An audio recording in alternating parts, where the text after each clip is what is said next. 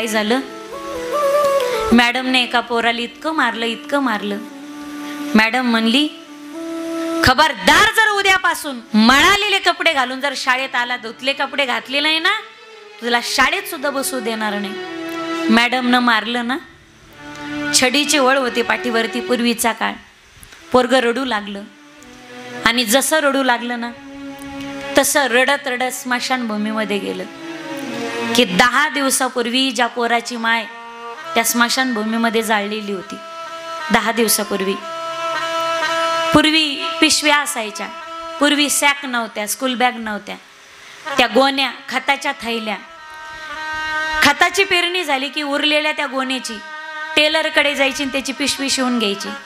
आणि पूर्वी लेकरं त्याच्यामध्ये आपले वह्या पुस्तकं ठेवायचे. त्याने पाठीवर घेतली, स्मशानभूमीमध्ये गेला.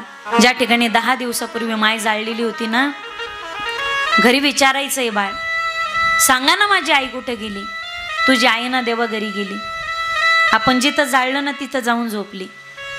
पोरग रडत रडत आलं, त्या ठिकाणी बसलं, असं दप्तर खाली ठेवलं आणि ज्या ठिकाणी माय जाळली ना तिच्या उशाकडून गेला, आई 10 दिवस झाले, आई तू घरी नाही आली ग? आई तुझी झोप झाली असली तर घरी चल ना ग आई.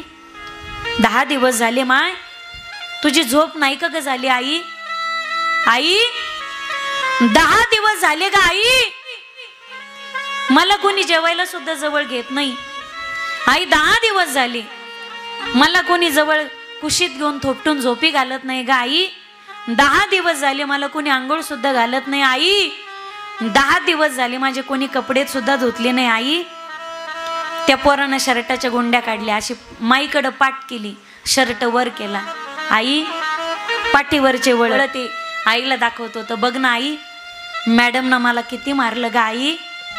तू घरी कधीच परत येणार नाही का ग आई? बघ ना ग मॅडमनं किती मारलं, किती मारलं मॅडमनं. 5 वर्षाचं लेकरू स्मशानात जिथं आईला जाळलं ना तिथं आईला जाऊन स्वतःचे वळ दाखवत होतं. त्याला काय कळत होतं माय? आई जाणं म्हणजे काय असतं? अरे आई म्हणजे काय असते? लंगड्याचा पाय असते, गोठ्यातील गाय असते, आंधळ्याचा डोळा असते. आई असते ती शिदोरी जी सरतही नाही आणि उरतही नाही. ढगाड गेलेला सूर्य पुन्हा दिसू शकेल माझ्या दादांनो, पण मातीआड गेलेले माईबाप पुन्हा नाही दिसू शकत रे. वो कौन सी चीज है जो यहाँ पर नहीं मिलती, सब कुछ मिलता है पर माँ नहीं मिलती. आहे तोपर्यंत तिची किंमत कळत नाही माईबाप आम्हाला. रुसून गेलेला व्यक्ती कधीतरी येईल परत, त्याची वाट आपण पाहतो. दवाखान्यात ऍडमिट झालेला माणूस 15 दिवसांनी का होईना घरी परत येणारे. कोमात एखादा माणूस गेला तर 5-6 वर्षानंतर तो पुन्हा शुद्धीवर येईन याची वाट राहते. पण काळाच्या आड मातीच्या आड सरणाड गेलेला व्यक्ती पुन्हा दिसू शकत नाही. हे सगळ्यात मोठं दुर्दैव आहे आपलं. मायबाप प्रत्येकाच्या जन्माजोगेला जावेत रे, पण काय दुर्दैव असतं आपलं. कुठं नशीब फुटकं असतं आपलं की अर्ध्या रस्त्यामध्ये मायबाप आपली साथ सोडून जातात. मायबाप असणं यापेक्षा दुसरा स्वर्ग कोणताही जीवनातला, मृत्यू लोकातला सगळ्यात मोठा स्वर्ग. आई बापाच्या छत्र छायेखाली माणसाने लहानाचं मोठं होणं आणि म्हातारपण मायबापांचं पाहणं, नंतर मायबाप जाणं. पण काय दुर्दैव असतं आपल्याला की कुणाची आई जाते कमी वयात टाकून लेकरांना, कुणाचा बाप लेकरांना कमी वयात टाकून जातो. आई बापांचं जाणं काय असतं मायबाप, ज्याचं जळतं ना त्याला कळतं. स्वतःवरती प्रसंग आल्याशिवाय कळत नाही रे.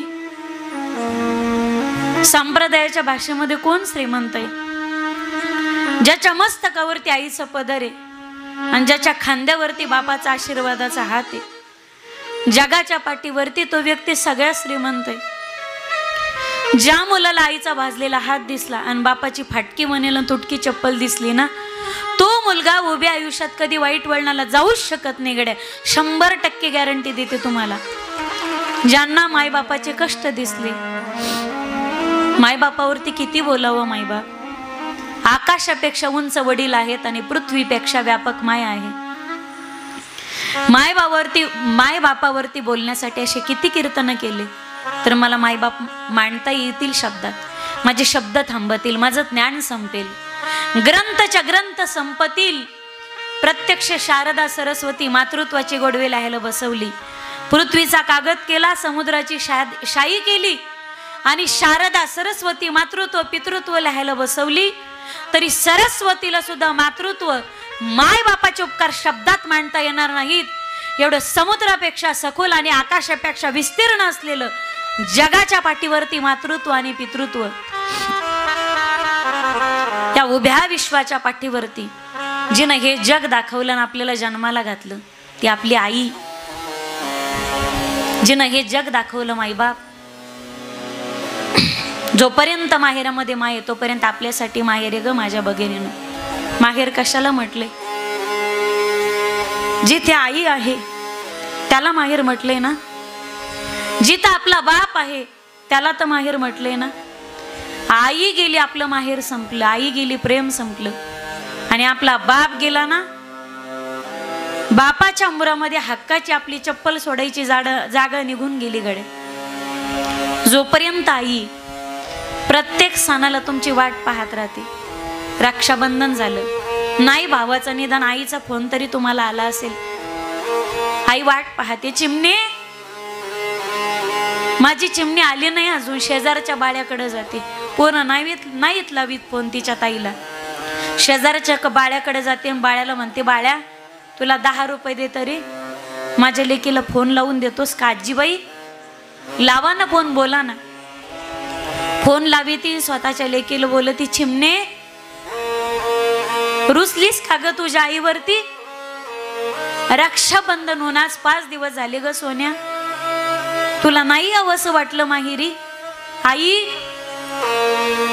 रक्षाबंधनचे आज 5 दिवस झाले, तर आधी 5-10 दिवस झाले गाई भाऊच्या फोनची वाट पाहत होते गाई मी. पण बघ ना, 2 भाऊ आहेत पण एकाने सुद्धा फोन नाही ग मला केला. आई, भाऊचा फोनच नाही आला तर माझ्या घरचे मला कसे पाठवतील गाई? सांग ना तू. मी सासूरवासीने ना. दररोज मला माझ्या शेजारच्या पाजारचे विचारतात, तुझा भाऊ नाही आला का ग तुला घ्यायला? तुझा भाऊ नाही आला रक्षाबंधनाला? आई, मी खोटं बोलते ग.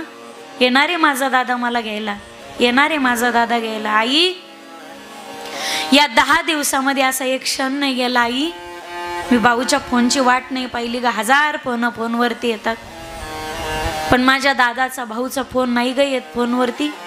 आई, माझे वडील गेले, माझा माहेरातला अधिकार संपला का ग? की रक्षाबंधनाला माझे भाऊ मला साधा फोनही करत नाही. माझे वडील गेले, माझा काहीच अधिकार नाही का ग राहिला? म्हातारीच्या डोळ्यात पाणी होतं माई बाप. पण म्हातारी आईने लेकीसाठी आशू दाबले. कोण म्हणतं तुझा अधिकार नाही? बाप गेला म्हणून काय झालं? तुझी आई आहे ना खंबीर. जोपर्यंत तुझी माय माहेरामध्ये जिवंत आहेत तोपर्यंत कोणत्याच भावाच्या फोनची वाट पाहू नकोस. तुझी माय तुला माहेरामध्ये जिंदाबाद आहे. तुझी माय तुला माहेरामध्ये जिंदाबाद आहे. जोपर्यंत आपली माय आहे, माय बाप, माय बापापैकी एकही असावं, एक तरी असावं रे. दोन्हीच जर गेल्यानंतर माणूस इतका पोरका होतो गड्या, इतका पोरका होतो. सबसे बड़ी है माँ, सबसे बड़ी है माँ,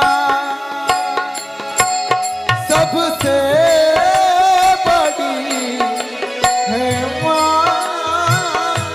वाह वाह वाह. सबसे बड़ी है माँ, सबसे बड़ी है माँ.